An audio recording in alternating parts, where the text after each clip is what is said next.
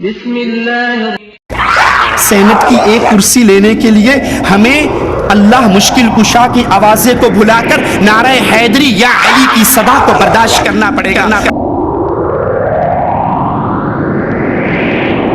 اور یہ دھرتی جہاں پر دربار لسوڑی شاہ، پھسوڑی شاہ، ایٹ شاہ، کاما والی سرکار کے نہیں تھے، جہاں زید بن خطاب کا خطبہ تھا. دستار کے ہر تار کی تحقیق ہے لازم، دستار کے ہر تار کی تحقیق ہے لازم، ہر صاحب دستار معزز نہیں ہوتا. یا ایھا النبی، اے غیب کی خبر سنانے والے،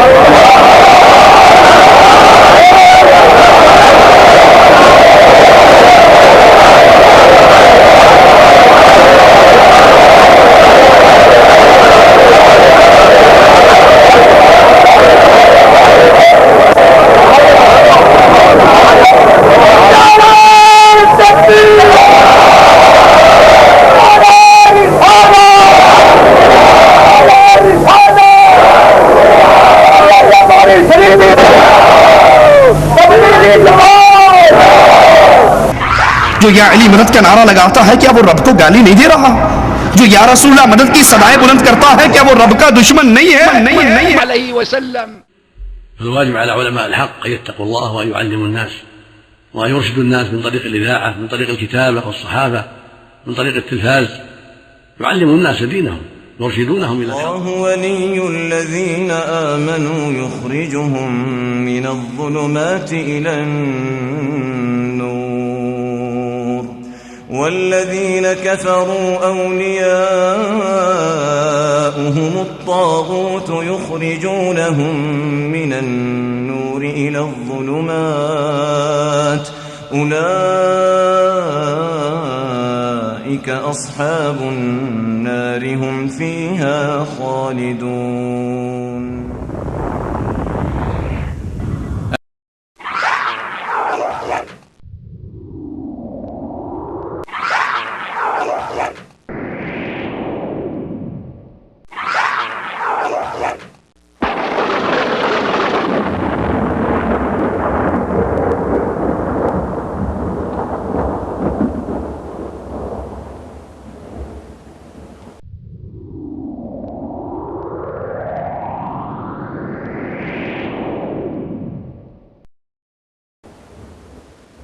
ہم آج کی نشست کو آگے بڑھاتے ہوئے دوسری تقریر کی جانب اپنا رخ کرتے ہیں. اس سے پہلے کہ ہم فضیلت شیخ توصیف الرحمان کو دعوت خطاب دیں، آپ حضرات کو ایک بار پھر یہ بات بتا دینا چاہتے ہیں کہ آج کی یہ نشست جدہ دعوت سینٹر حی السلامہ اور دعوت سینٹر برائے اسلامی بندرگاہ جدہ کے تعاون سے منعقد کی گئی ہے. اللہ رب العالمین سے ان اداروں کے لیے اور ان اداروں کے ذمہ داران کے لیے اور علماء کرام کے لیے خاص طور پر رمضان المبارک میں آپ تمام سے درخواست ہے کہ دعا کیا کریں، جن کی وجہ سے یہ مجلسیں منعقد ہو رہی ہیں اور ہم لوگ دین کا علم سیکھ رہے ہیں.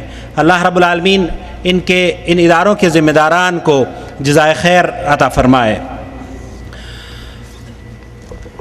اللہ رب العالمین نے قرآن کریم میں ارشاد فرمایا ہے قل جاء الحق وزهق الباطل ان الباطل كان زهوقا. حضرات، گزشتہ درس میں اسی مسجد سے ایک آواز حق بلند ہوئی اور اللہ کے فضل و کرم سے گمراہی کے دبیز پردوں کو چیرتی ہوئی چلی گئی، کیونکہ ہمارا مقصد حق کی آواز کو بلند کرتے ہوئے ان حقائق سے آپ کو متعارف کرانا ہے جن کے اوپر گرد و غبار ایسے مبلغین نے ڈال دیا ہے جو اس دنیا میں امام معصوم کے درجے پر فائز ہو چکے ہیں. ان کی زبان سے نکلا ہوا ہر لفظ حق سمجھا جانے لگا ہے، جبکہ حق اللہ کی کتاب اور اس کے پیارے رسول صلی اللہ علیہ وسلم کی سنت ہے. ہماری دعوت قرآن و سنت کی دعوت ہے.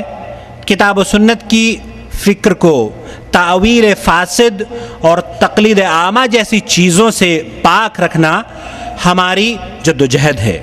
ہم کسی شخص پر تنقید نہیں کرتے، البتہ یہ بھی ضروری ہے کہ قرآن و سنت کی بالادستی کے لیے اس اسلوب کو اخذ کرتے ہیں، اس اسلوب کو اپنائیں جو ہمارے اسلاف نے کیا ہے۔ حضرت امام ابن تیمیہ رحمۃ اللہ علیہ نے مجموعۃ الفتاوی میں نقل کیا ہے، محمد ابن بندار السباق رحمۃ اللہ علیہ نے فرمایا کہ میں نے امام احمد ابن حنبل رحمۃ اللہ علیہ سے کہا کہ کسی کو ضعیف یا کذاب کہتے ہوئے میں اپنے اوپر ناگواری محسوس کرتا ہوں، تو امام احمد ابن حنبل رحمۃ اللہ علیہ نے فرمایا اگر تم چپ رہے اور میں چپ رہا تو جاہل کو صحیح اور غلط کے بارے میں کون بتلائے گا؟ اور بقول شاعر، دستار کے ہر تار کی تحقیق ہے لازم، دستار کے ہر تار کی تحقیق ہے لازم، ہر صاحب دستار معزز نہیں ہوتا۔ اللہ ہمارے علماء اکرام کی حفاظت فرمائے اور توفیق سے نوازتا رہے تاکہ وہ اس کے دین کی صحیح نشر و اشاعت کرتے رہیں۔ ہماری مجلس کے اگلے خطیب ہیں فضیلت شیخ توصیف الرحمان، اور آپ کا عنوان ہے تبلیغ دین اور گمراہ مبلغین۔ فلیتفضل فضیلت الشیخ۔ ان الحمد للہ نحمده ونصلي على رسوله الكريم۔ اعوذ باللہ من الشیطان الرجیم، بسم اللہ الرحمن الرحیم۔ یا ایہا الرسول بلغ ما انزل الیک من ربک وإن لم تفعل فما بلغت رسالته۔ اللہ عز و جل نے تمام کائنات کو پیدا فرمایا ہے، انسانوں اور جنوں کا خالق بھی اللہ ہے۔ اس دنیا میں آنے کا مقصد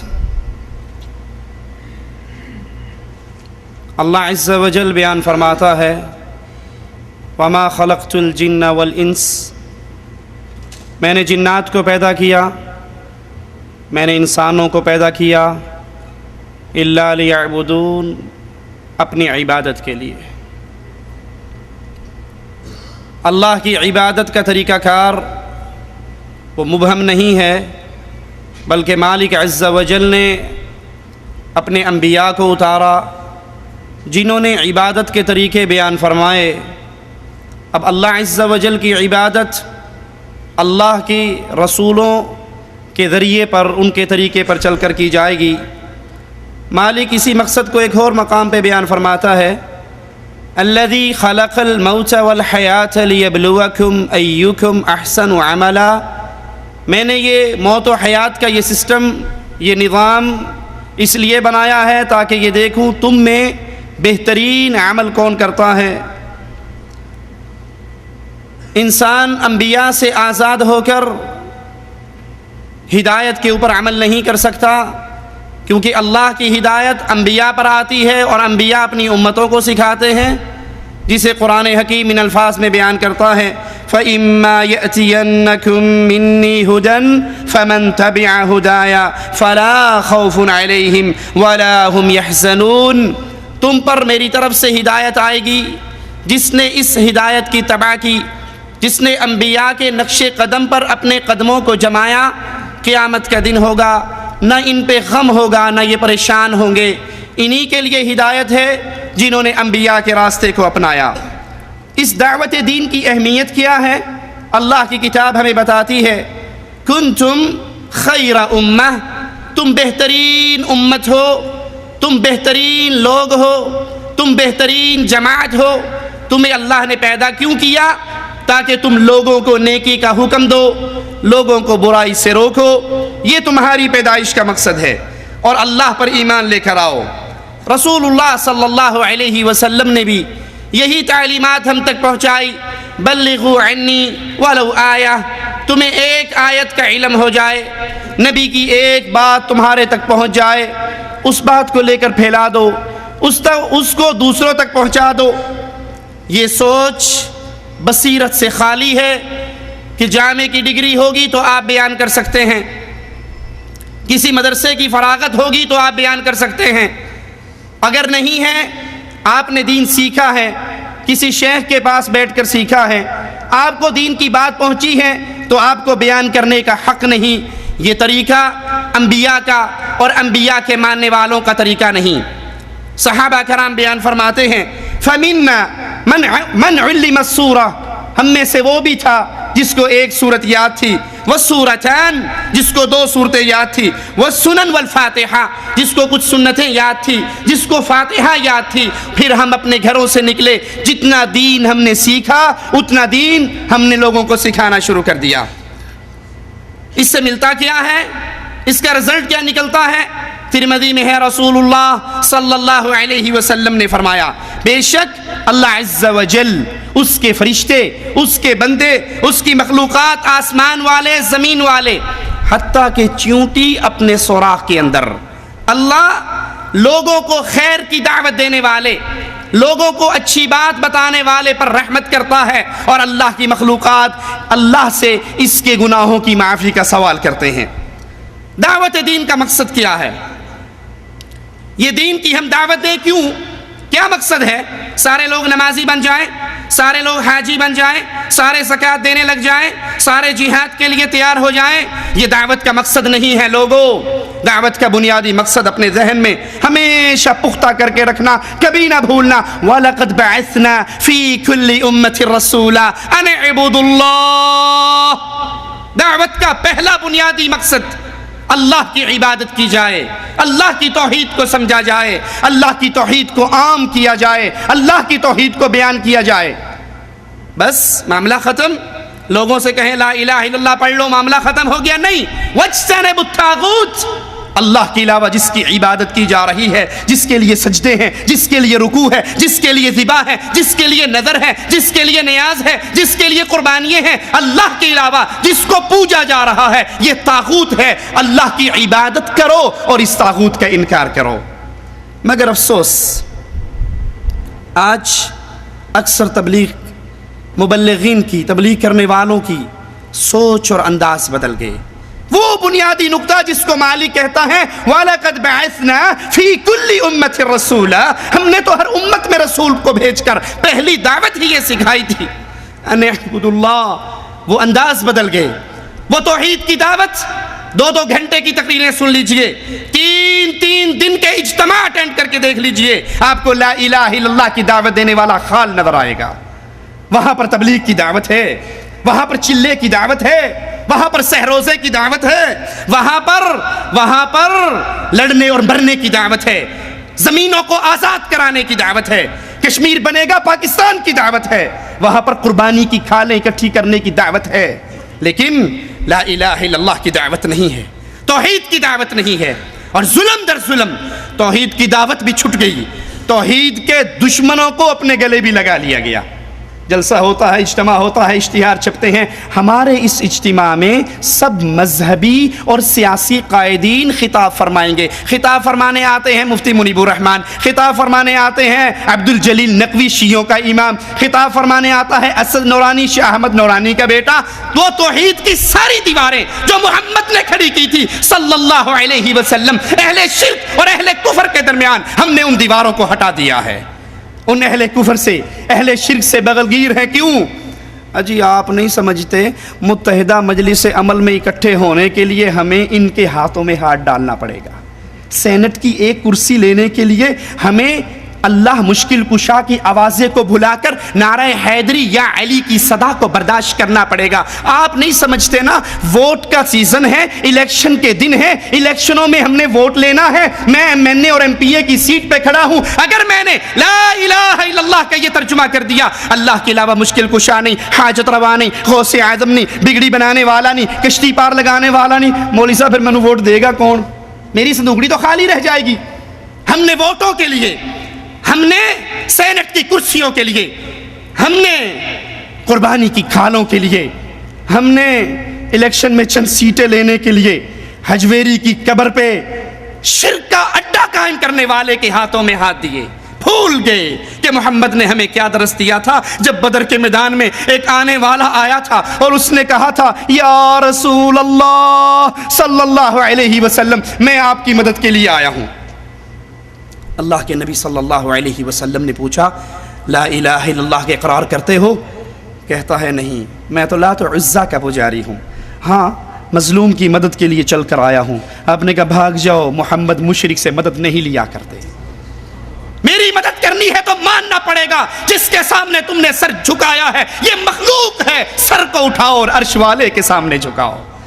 الیکشن کے نام پہ، چندوں کے نام پہ، ووٹوں کے نام پہ، سینٹ کی کرسی کے نام پہ مشرکوں کے ہاتھوں کو پکڑنے والوں، کاش تمہیں محمد کی دعوت یاد ہوتی صلی اللہ علیہ وسلم۔ حرمت رسول کے نام پہ آج مشرکوں کو گلے لگا لیا گیا ہے۔ ارے تم حرمت رسول کی بات کرتے ہو، دوستی ان سے کرتے ہو جو رب کو گالی دیتا ہے، جو یا علی مدد کا نعرہ لگاتا ہے، کیا وہ رب کو گالی نہیں دے رہا؟ جو یا رسول اللہ مدد کی صدائیں بلند کرتا ہے، کیا وہ رب کا دشمن نہیں ہے؟ جو محمد کو نور من نور اللہ کہتا ہے صلی اللہ علیہ وسلم، کیا وہ اللہ کا دشمن نہیں ہے؟ تكاد السماوات يتفطرن منه وتنشق الارض وتخر الجبال هدا ان دعوا للرحمن ولدا، قریب ہے آسمان پھٹ جائے، زمین ٹکڑے ٹکڑے ہو جائے، پہاڑ ریزہ ریزہ ہو جائے، ان ظالموں نے اللہ کا بیٹا بنا لیا اور ہم اس کو دنیا کے چند ٹکوں کی وجہ سے اپنے گلے پہ لگا لیں۔ یہ تو ان کا حال تھا جن کے پلے میں توحید کی کوئی بات ہے اور وہ دعوے دار ہیں۔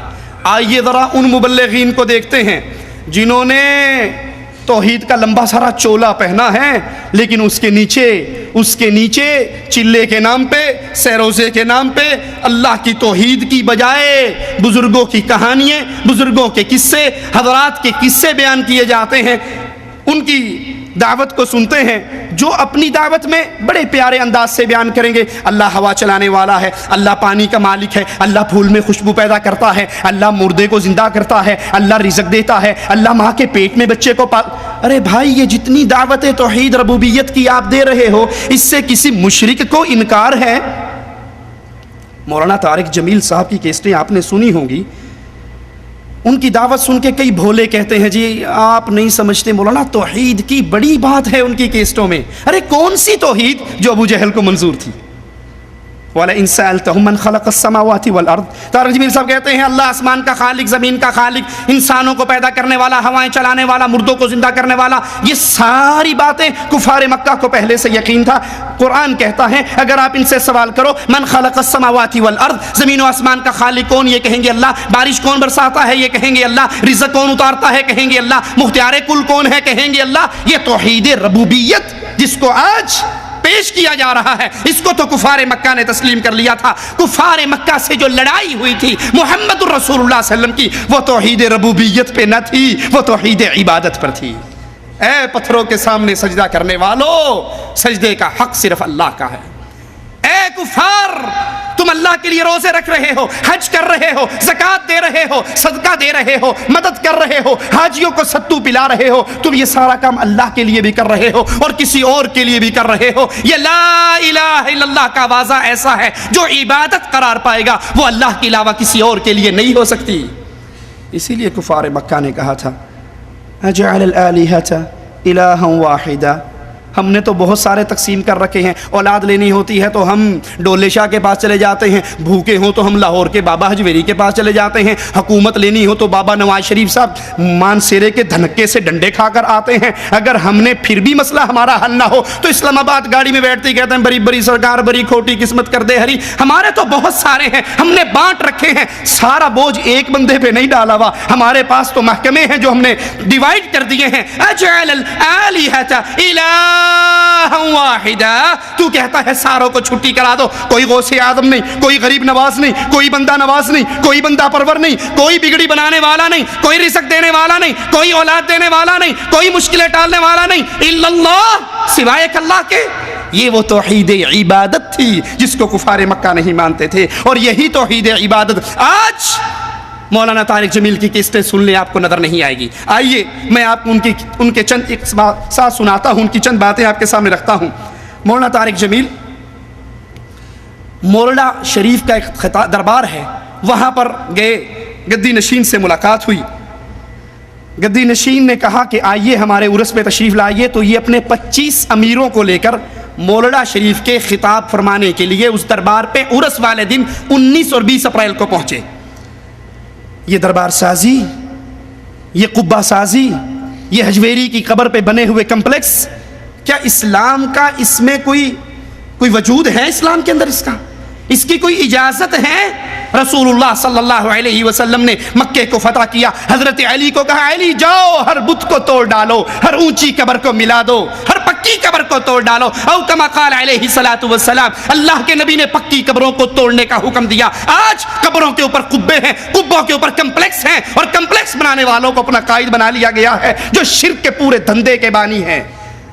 یہ اس عرس پہ پہنچے، اس قبر پہ پہنچے، اس درگاہ پہ پہنچے جہاں ان کا سالانہ عرس تھا، اور اگر اسلامی حکومت ہو اور موحدوں کے ہاتھ میں حکومت آ جائے تو یہ دھرتی کبھی بھی ان قبروں کے ساتھ نہیں رہ سکتی، اس دھرتی کو پاک کر دیا جاتا ہے۔ اللہ رحمت کرے محمد بن عبد الوہاب نجدی رحمت اللہ علیہ پر، جنہوں نے لا الہ الا اللہ کی آوازے کو اس پاک سرزمین سعودی عرب سے بلند کیا۔ محمد بن سعود سے اللہ راضی ہو رحمہ اللہ، انہوں نے امام محمد کا ساتھ دیا، اور یہ دھرتی جہاں پر دربار لسوڑی شاہ، پھسوڑی شاہ، ایٹ شاہ، کاما والی سرکار کے نہیں تھے، جہاں زید بن خطاب کا قبہ تھا، جہاں خدیجہ کے دربار تھے، جہاں صحابہ کی قبریں تھی، ان سارے درباروں سے اس دھرتی کو پاک کر کے یہاں ایک اللہ کے گھر کو چھوڑا گیا، اور اعلان کیا گیا لوگوں یہ پیشانی جھک سکتی ہے تو عرش والے کے سامنے، اور بندے کی پیشانی بندے کے سامنے نہیں جھکا کرتی۔ اللہ رحمت کرے امام عبدالعزیز آل سعود رحمت اللہ علیہ پر، جس نے ایک بار پھر اس دھرتی کو شرک سے پاک کیا، اور رب کے گھر میں کھڑے ہو کر رب سے ڈر کر کہتا ہوں اللہ کی قسم کائنات کی سیر کر لو، آپ کو امام عبدالعزیز رحمہ اللہ کی اس پاک سرزمین کے علاوہ کوئی دھرتی نظر نہیں آئے گی جہاں پر اللہ کے ساتھ کسی اور کو شریک نہ کیا جاتا۔ یہ وہ دھرتی ہے جہاں پہ گردن چھکتی ہے تو اللہ کے سامنے آواز بلند ہوتی ہے تو اللہ کے نام کی، اللہ کے علاوہ کسی اور کی درگاہ نہیں ہے، اس دھرتی کو پاک کر دیا گیا۔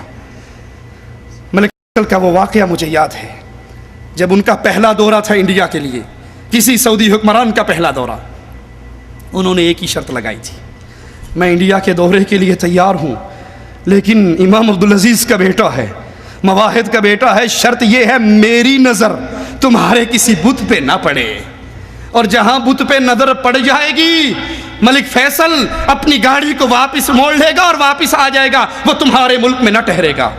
انہوں نے سڑکوں پہ نصب بتوں کو اکھاڑ ڈالا، جو نہ اکھاڑے گئے ان کے اوپر کپڑے ڈال کے چھپا دیے، اور وہ جب ہمارے پاس پہنچا بھٹو صاحب اس کی انگلی پکڑ کے بابا جناح کے دربار پہ کراچی لے گئے۔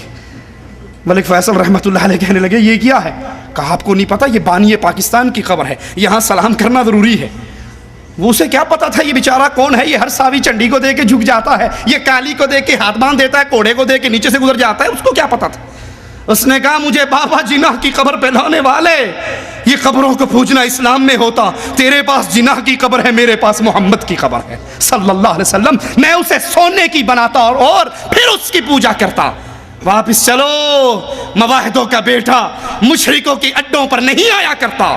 ارے محمد سے نہیں کہا تھا صلی اللہ علیہ وسلم؟ ایک صحابی نے 200 اونٹ ذبح کرنا چاہتا ہوں مقام بوانا پر، پہلا سوال میرے نبی کا، کیا وہاں پر کسی دور میں کوئی دربار تو نہیں تھا، کوئی بت تو نہیں تھا، بتوں کی پوجا تو نہیں تھی وہاں پر کوئی میلہ تو شریف نہیں لگتا تھا؟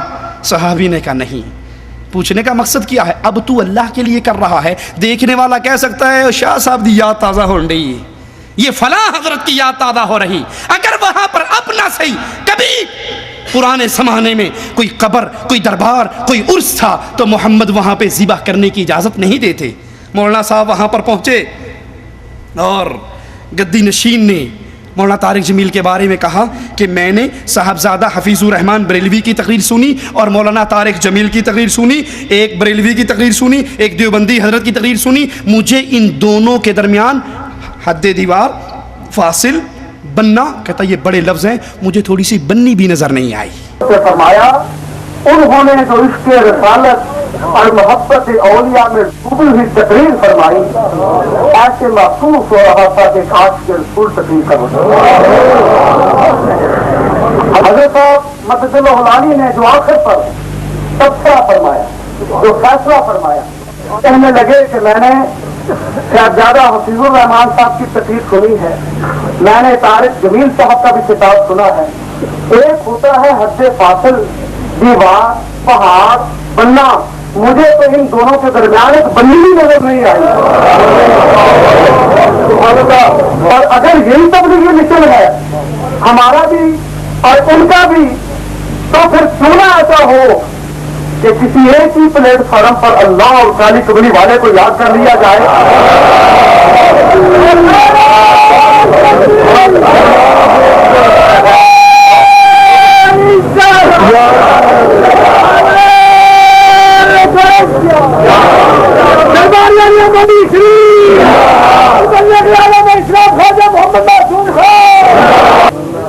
امیر یعنی جو جماعت کو چلانے والے ہیں 25 امراء پر مشتمل ایک عظیم جماعت کل سے عصر کی نماز سے لے کر اس وقت تک ہمارے ہر پروگرام میں، نعت رسول میں، حمد باری تعالیٰ میں، عشق رسالت میں، محبت اولیاء میں، ذکر میں، فکر میں، مستی میں، کیف میں، رقص میں اور ہر کیفیت میں اس وقت جیسے یہ مستانِ شامل ہے ویسے وہ بھی ساتھ شامل ہے،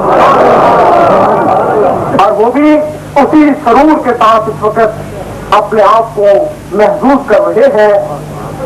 میں مختصر دعوت خطاب دے رہا ہوں.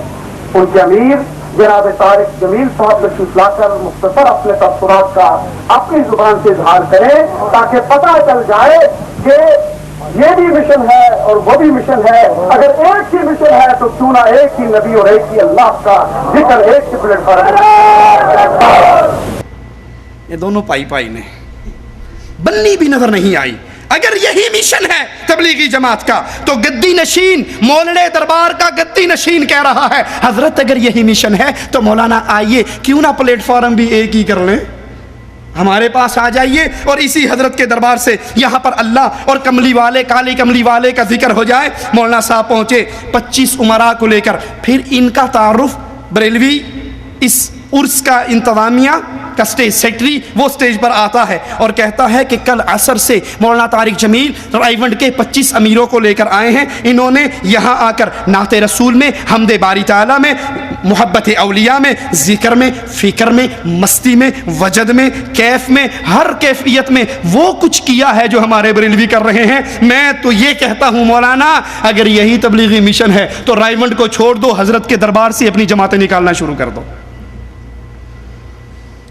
اللہ کا مواحد بندہ جس کو لا الہ الا اللہ کی تمیز ہو، اللہ کی قسم اس کی گردن کٹ سکتی ہے، کبھی غیر اللہ کی دھرتی پہ جھک نہیں سکتی. وہ اپنے آپ کو بروا سکتا ہے جیسے محمد نے کہا تھا صلی اللہ علیہ وسلم، میرے آقا نے کہا تھا، میرے نبی نے کہا تھا، میرے امام نے کہا تھا، وہابیوں کے پیر نے کہا تھا معاذ لا تشرک باللہ ان قتلتا او حرکتا، تیرے ٹکڑے ہو جائیں تب بھی شرک نہ کرنا، تجھے جلا کر راکھ کر دیا جائے تب بھی شرک نہ کرنا. مواحد مشرکوں کی مجلسوں میں جا کے ذکر و فکر میں، مستی میں، کیف میں، وجد میں دھمال ڈال سکتا ہے. یہ اہل ایمان کا طریقہ نہیں ہے. مولانا طارق جمیل خطاب کے لیے آتے ہیں اور پیچھے سے پورا بریلویوں کا عرس کا مجمع تالیاں بجا کر حضرت کا استقبال کرتا ہے. تالیوں کی گونج ہے بہترین. جس نے سی ڈی لینی ہو ہم اس کو سی ڈی دے سکتے ہیں، دکھا سکتے ہیں. اور قرآن کیا کہتا ہے اہل شرک کے بارے میں؟ وَمَا كَانَ صَلَاتُهُمْ عِنْدَ الْبَيْتِ إِلَّا مُكَاءً وَتَصْدِيَةً. مشرکین کعبے کا جس طرح ننگے ہو کر طواف کرتے تھے اسی طرح طواف کے دوران وہ تالیے بھی پیٹتے تھے اور سیٹیاں بھی مارتے تھے اور اس کو عبادت سمجھتے تھے کفار مکہ.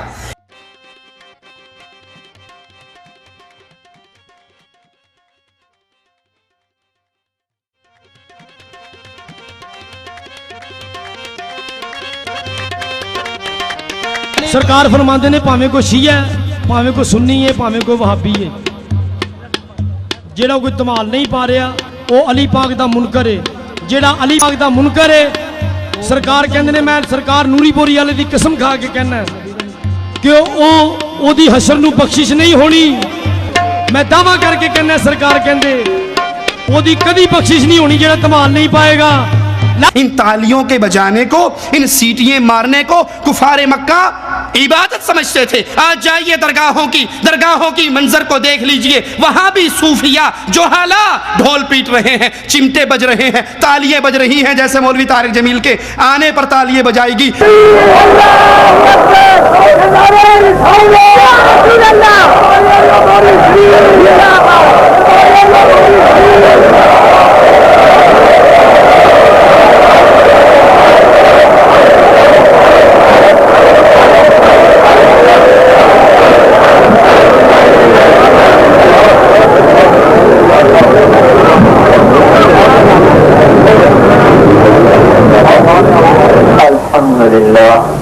اور اس دور کا مشرک بھی اس کو عبادت سمجھتا تھا۔ آج کے دور کا مشرک بھی کہتا ہے معرفت دی اگلا نے تو اڑے پلے نہیں پہ سکتی ہیں، اللہ ایسی عقل ہمیں دے ہی نہ جس میں تالیاں عبادت بن جائے۔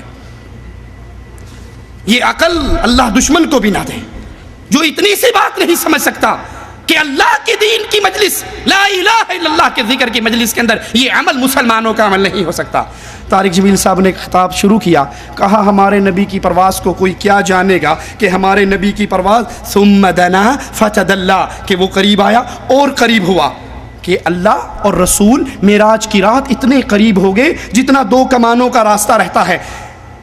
یہ عقیدہ تنہا تبلیغی جماعت کا نہیں ہے، یہی عقیدہ بریلوی بھائیوں کا بھی ہے، یہی عقیدہ تبلیغی بھائیوں کا بھی ہے۔ وہ کہتے ہیں معراج کی رات اللہ اور رسول اتنے قریب ہوئے، فَكَانَ قَابَ قَوْسَيْنِ أَوْ أَدْنَىٰ، جتنی 2 کوسوں کے درمیان، کمان کے 2 سروں کے درمیان گیپ ہوتا ہے، اللہ اور محمد صلی اللہ علیہ وسلم کے درمیان صرف اتنا سا فاصلہ رہ گیا اور وہ اتنے قریب ہو گئے۔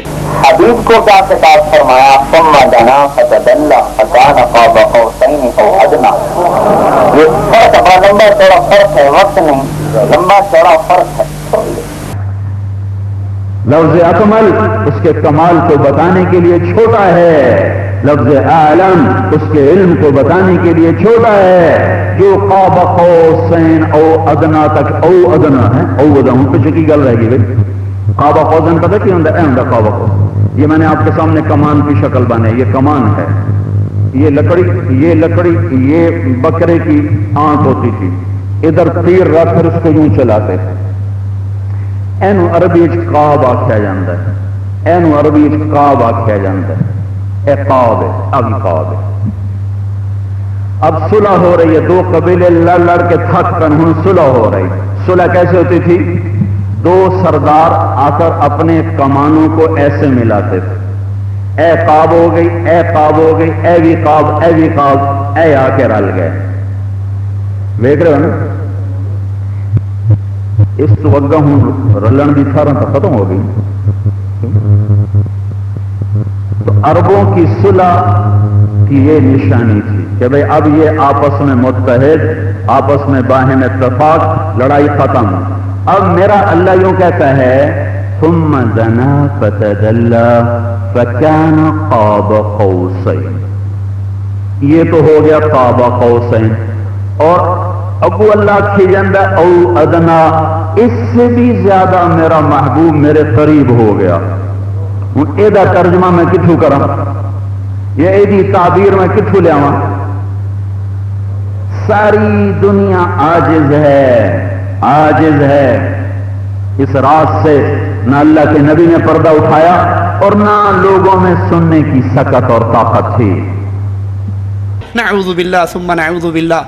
اس دعوے کو بیان کرنے سے پہلے ہم اس ملنگ کی بات کو دہرانا مثال کے طور پہ صحیح سمجھیں گے، جس کو کسی نے کہا تھا بھائی تو نماز کیوں نہیں پڑھتا؟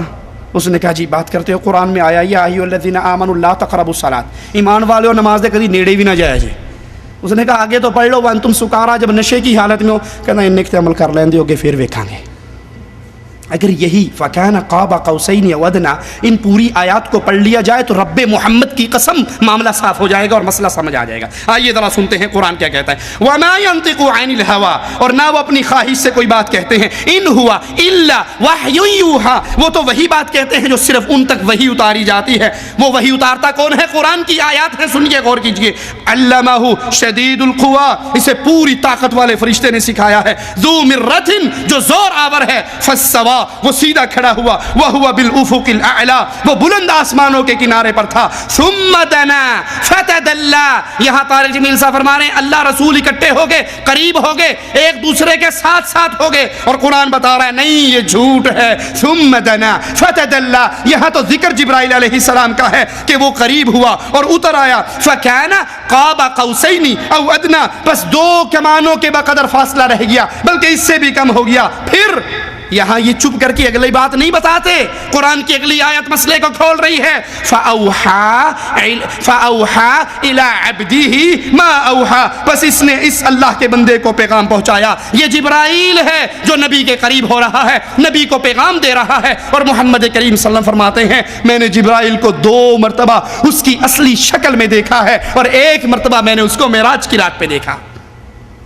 طارق جمیل صاحب فرماتے ہیں کہ نبی نے عرشوں پہ جا کر اللہ سے باتیں کی, عرش پہ پہنچ گئے, عرش پہ بیٹھ گئے, اور پھر عرش پہ جا کے اللہ سے باتیں کی. اسی کے ذمن میں ایک اور بات کہ میرے بھائیو, ولی ولی کو پہچانتا ہے, ابدال کی پرواز کو نہیں پہچان سکتا.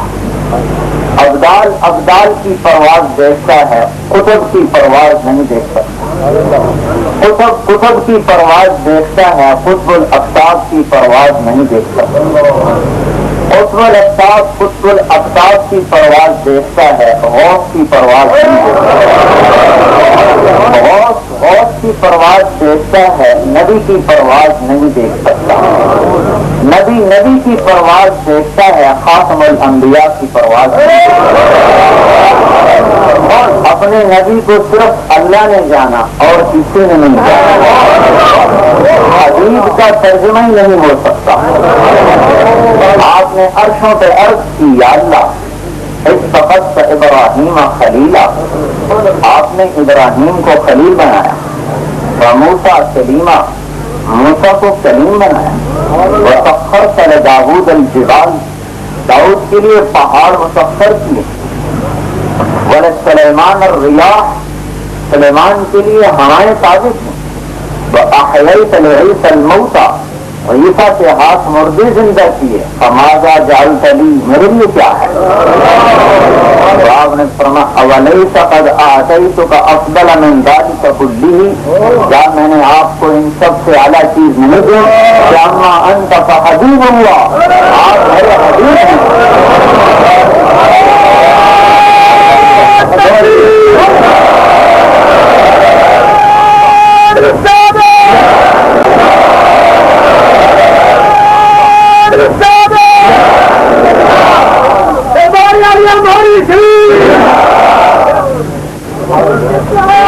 اور فرمایا اگلی بات, وما ذکرت الا ذکرت معی, اے میرے حبیب میرا ذکر مکمل ہو ہی نہیں سکتا تیرے ذکر کے بغیر.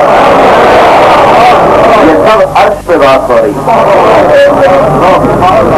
وہاں حالانکہ قرآن ہمیں کیا بتاتا ہے ذرا غور کیجئے. قُلْ لَوْ كَانَ مَعَهُ آلِهَةٌ كَمَا يَقُولُونَ إِذًا لَابْتَغَوْا إِلَىٰ ذِي الْعَرْشِ سَبِيلًا. لوگو اگر اللہ کے علاوہ کوئی الہ ہوتا جیسے ان اہل شرک کا دعویٰ ہے, تو وہ الہ ضرور عرش پہ چڑھنے کے لیے سیڑھی پا لیتا, راستہ پا لیتا. کیونکہ اللہ جیسے اپنی عبادت میں تنہا ہے, توحید صفات بھی سنیے, جیسے اللہ توحید عبادت میں اپنی عبادت میں تنہا ہے, اسی طرح اللہ اپنی صفات میں تنہا ہے.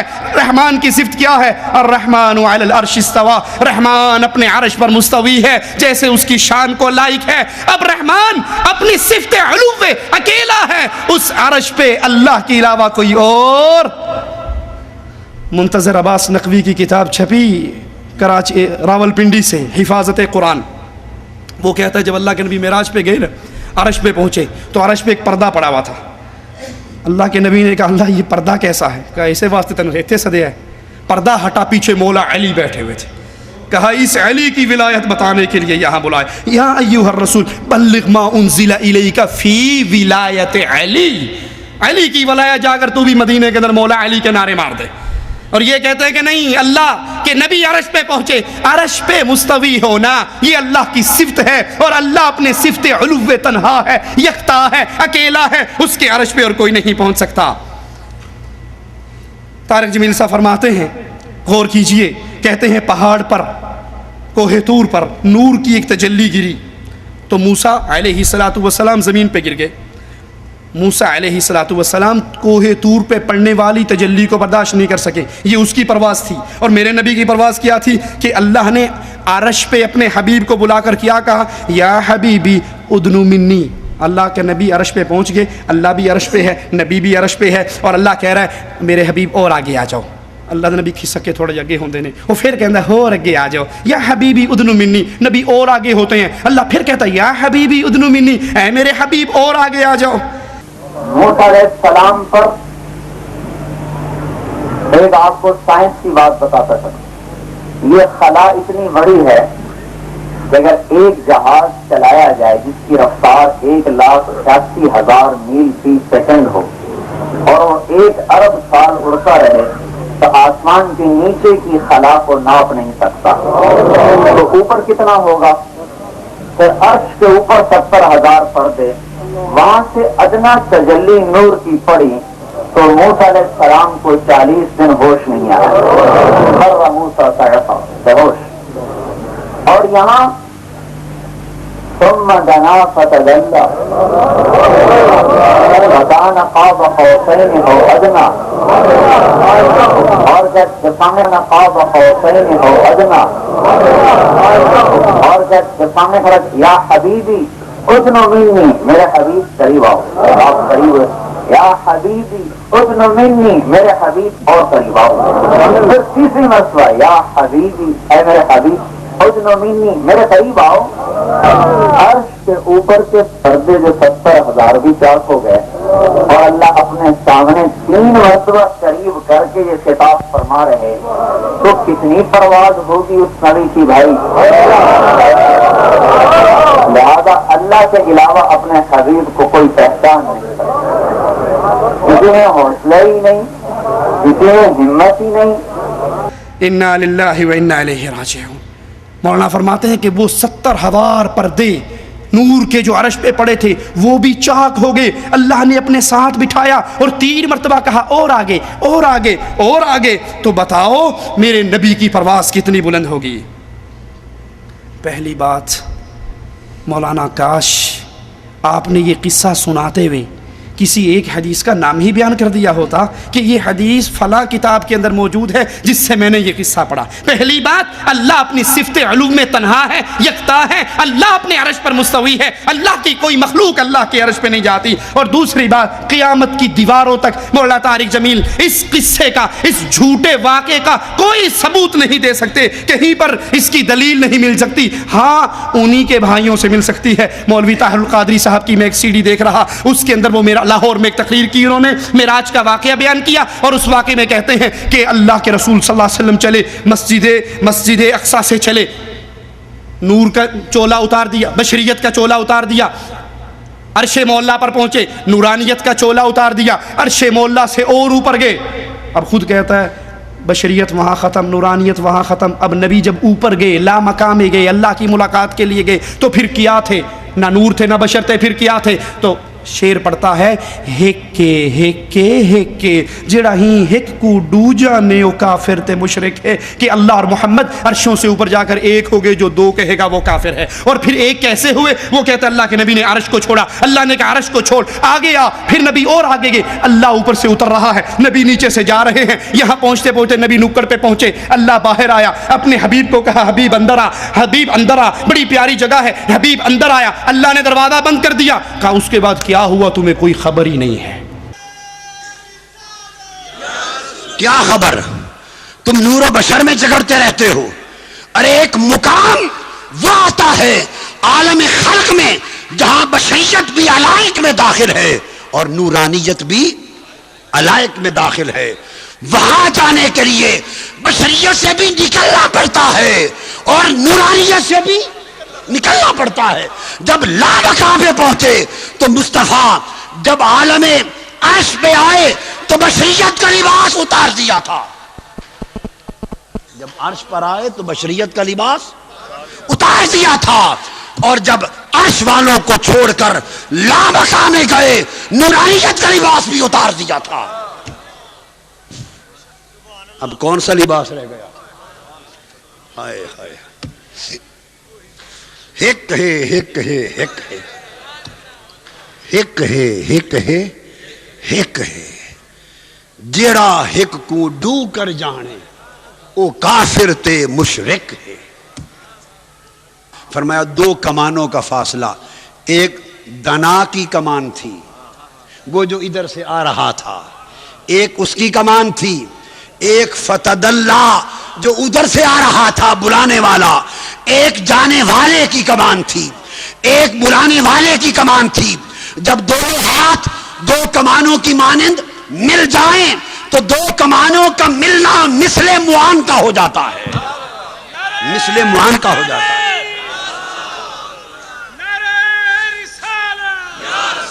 اور یہ مثل معان کا ہو جاتا ہے، اور اس میں بھی تشبیہ و مثال سے پاک تھا وہ قرب۔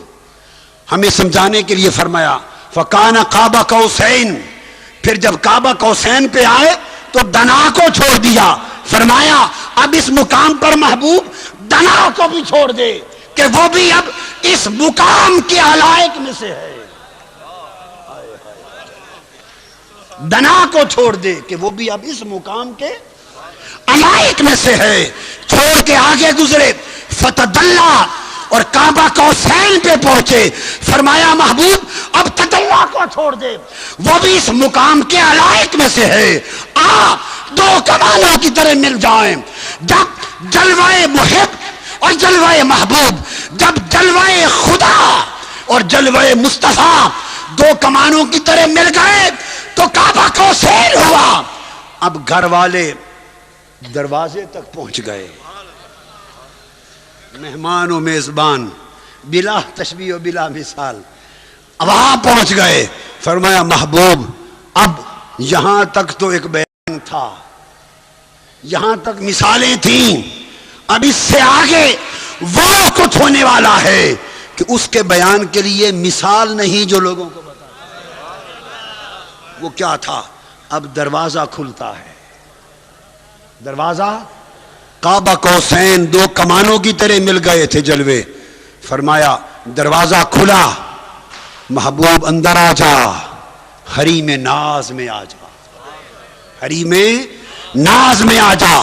محبوب نے حریم ناز میں قدم رکھا، خدا نے دروازہ بند کر دیا، فرمایا آؤ دنا لوگوں اس سے آگے تمہیں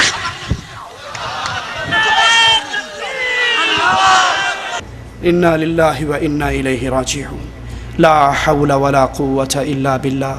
میرے نبی سے پوچھا گیا اے اللہ کے نبی آپ نے اللہ کو دیکھا ہے؟ کہا میں اللہ کو کیسے دیکھتا، وہ تو نور ہے۔ عائشہ فرماتی ہیں جس نے یہ کہا کہ محمد صلی اللہ علیہ وسلم نے اللہ کو دیکھا ہے، اس نے اللہ پر تو اللہ کے رسول پہ تہمت باندھی ہے۔ اور مولانا طارق جمیل اور مولوی طاہر القادری دونوں گلے مل کر کہہ رہے ہیں کہ اللہ اس طرح قریب ہوا۔ طاہر القادری باقاعدہ ہاتھ کرتے دیکھو یہ ایک کمان ہے، ایک کمان یہ اللہ کی، ایک کمان یہ رسول اللہ کی، یہ مثل معانقہ ہو گیا، یعنی دونوں نے گلے مل لی اور معانقہ ہو گیا۔ لا حول ولا قوة الا باللہ۔ ان اہل شرک کی تقریروں کو سننے والوں، ان کے جلسوں میں جانے والوں، ان سے محبت کرنے والوں، ان سے دوستی کرنے والوں، ان کا دم بھرنے والوں، ان کو امام بنانے والوں، ان کی نمازیں، ان کے پیچھے اپنی نمازیں پڑھنے والوں، کیا یہ ساری گمراہی تمہارے کھاتے میں نہیں جائے گی اگر تم نے اس شرک کے پڑے ہوئے پردوں کو نہ اتارا، تم نے لوگوں کے سامنے اس حقیقت کو بیان نہ کیا؟ اللہ اپنے عرش پر ہے، اللہ اپنے عرش پر ہے، تنہا ہے، یکتا ہے، جیسے عبادت میں تنہا ہے ویسے اپنی صفات میں تنہا ہے۔ نہ اللہ اور رسول صلی اللہ علیہ وسلم عرش پہ اکٹھے ہوئے، نہ دونوں میں معانقہ ہوا، اور نہ یہ جتنی باتیں ہیں یہ سب جھوٹ ہے، افتراء ہے، اللہ کے اوپر بہتان ہے، رسول اللہ پر بہتان ہے۔ مولانا طارق جمیل صاحب فرماتے ہیں، قرآن حکیم کی ایک آیت پڑھتے ہیں، ذرا سنیے آپ بھی۔ قل لو كان البحر مدادا لكلمات ربي لنفد البحر قبل ان تنفد كلمات ربي ولو جئنا بمثله مددا۔ اللہ کی شان کی ایک آیت ہے کہ اگر سارے سمندر سیاہیاں بن جائیں اور اللہ کی تعریفوں کے جملے لکھنے شروع کیے جائیں، یہ سمندر کی سیاہیاں ختم ہو جائیں گی۔ اللہ کہتا ہے میں اتنے سمندر سیاہیوں کے اور دے دوں وہ بھی ختم ہو جائیں گے، لیکن اللہ کی تعریف ختم نہیں ہوگی۔ مولانا طارق جمیل صاحب کہتے ہیں کہ جس طرح اللہ کی تعریف ختم نہیں ہوگی، اسی طرح اگر سارے سمندر سیاہیاں بن جائیں اور رسول اللہ صلی اللہ علیہ وسلم کی تعریف لکھی جائے، کیونکہ نبی اللہ کا کلمہ ہے، تو اللہ کے نبی کی تعریف لکھی جائے، یہ سارے سمندر ختم ہو جائیں اور اتنے ہی سمندر مزید آ جائیں، تب بھی رسول اللہ صلی اللہ علیہ وسلم کی تعریف ختم نہیں ہوگی۔ محمد مصطفیٰ صلی اللہ علیہ وسلم خاتم الانبیاء ہیں اور جامع صفات الانبیاء ہیں، لہذا آپ کلمات ہیں اللہ کے کلمات۔ اب اسی آیت کو نبی پاک صلی اللہ تعالی علیہ وسلم کے بارے میں پڑھوں گا۔ قُلْ لَوْ كَانَ الْبَحْرُ مِدَادًا لِكَلِمَاتِ رَبِّي، اگر سارے سمندر میرے رب کے محمد کی تعریف کے لیے سیاہیاں بن جائیں، لَنَفِدَ الْبَحْرُ قَبْلَ أَن تَنفَدَ كَلِمَاتُ رَبِّي وَلَوْ جِئْنَا بِمِثْلِهِ مَدَدًا، سب ختم ہو جائیں گے لیکن نبی پاک صلی اللہ علیہ وسلم کی تعریف ختم نہیں۔ قرآن جو اللہ کے نبی کی نعت پڑھتا ہے نا، قرآن، ہم اس کی کیا تعریف کریں جس کی قرآن تعریف کرے؟ جس کی اللہ تعریف کرے اس کی کوئی تعریف کر سکتا ہے؟ جیسے اللہ کی تعریف ناممکن ہے، جیسے اللہ کی تعریف ناممکن ہے، ایسے ہی اللہ کے رسول کی تعریف بھی ناممکن ہے، نہیں ہو سکتی۔ سارے سمندر اٹھا کے سیاہی بنا دو، لکھنا شروع کر دو اللہ کے نبی کی تعریف، نہیں ہو سکتی، جس کے عظمت اور ہیبت کو اللہ کے سوا کوئی نہیں جانتا۔ لا حول ولا قوت الا باللہ۔ حضرت جی یہ تعریف مانوی نہیں ہے، یہ قرآن کو اپنے الفاظ میں بدلنا نہیں ہے۔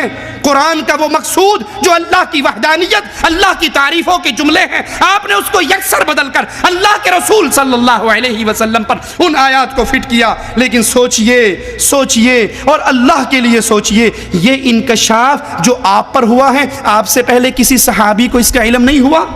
نبی کے کسی ساتھی کو اس بات کا علم نہیں ہوا؟ یہ آپ نے کہاں سے پڑھا؟ یہ آپ نے کہاں سے سنا؟ یہ آپ نے کس شیخ سے سیکھا؟ اور یہ تفسیر کس صحابی نے بیان کی، کس تابعی نے بیان کی، کس محدث نے بیان کی؟ جو آپ کے جی میں آئے، اپنے نبی کو اٹھاؤ اور اللہ کے ساتھ ملا دو۔ رسول اللہ صلی اللہ علیہ وسلم نے اسی غلوب سے اپنی امت کو منع کیا تھا۔ مولانا فرماتے ہیں طارق جمیل صاحب کہ اللہ نے اپنے نبی کو پکارا، کس طرح؟ یا ایھا النبی۔ اب اس کا ترجمہ سنیے اور یاد رکھیے، ترجمہ سننے سے پہلے جو مجمع ہے وہ مجمع باب مولڈا شریف کے دربار کا مجمع ہے، وہ قبر پرستوں کا مجمع ہے۔ اس میں مولانا پر کہتے ہیں یا ایھا النبی، ترجمہ کرتے ہیں اے غیب کی خبریں سنانے والے، اور نیچے سے مجمع نعرہ حیدری، نعرہ رسالت، نعرہ غوثیہ۔ یا ایھا النبی، اے غیب کی خبر سنانے والے۔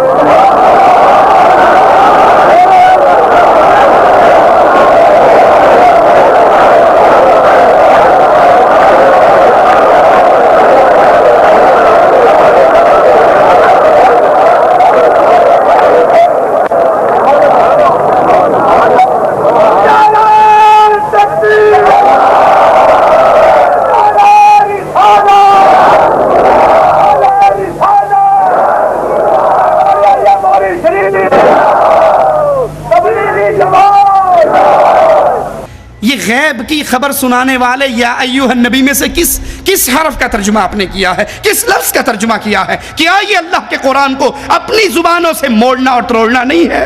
لا حول ولا قوت الا باللہ۔ اگر یہ مطلب ہے، جیسے طاہر القادری صاحب کی جماعت کہتی ہے کہ ہر نبی کو نبا ہوتی ہے، ہر نبی کو نبا سے مراد غیب، ہر نبی کو نبا ہوتی ہے، تو چونکہ یا ایھا النبی سے مراد اے نبا والے، تو غیب کی خبر تو اگر ہر نبی کو نبا ہوتی ہے، نبوت سلیمان علیہ السلام کے پاس ہے، نبا ہدہد کے پاس ہے، تو کیا ہدہد کو بھی نبوت کا درجہ دو گے؟ کہو گے ہدہد علیہ السلام اللہ کے نبی صلی اللہ علیہ وسلم کے نام سے؟ یہ غلط ترجمہ، اور عجیب بات، یہ ترجمہ شیخ الہند نے نہیں کیا، یہ ترجمہ اشرف علی تھانوی صاحب نے بھی نہیں کیا، یہ ترجمہ مفسرین جو انہوں نے قرآن کا ترجمہ کیا اور اپنی من گھڑت تفسیریں لکھی ان میں صرف احمد رضا خان بریلوی نے یہ ترجمہ کیا ہے یا ایھا النبی کا، اے غیب کی خبر سنانے والے۔ اس کے علاوہ کسی دیوبندی نے بھی یہ ترجمہ نہیں کیا۔ لیکن افسوس مولوی طارق جمیل صاحب پر، جنہوں نے مجمع کو اکٹھا کرنے کے لیے، امت کو جوڑنے کے لیے اللہ کے قرآن کے تراجم کو بدل ڈالا اور وہ عقیدے لوگوں کے سامنے رکھے جو ان قبر پرستوں کے تھے۔ کسی کو جوڑ پیارا، کسی کو جوڑ پیارا، کسی کو ووٹ پیارا، کسی کو الیکشن پیارا، کسی کو سینٹ کی کرسی پیاری، کسی کو قربانی کی کھال پیاری۔ اے کاش کسی کو رب کی توحید بھی پیاری ہوتی۔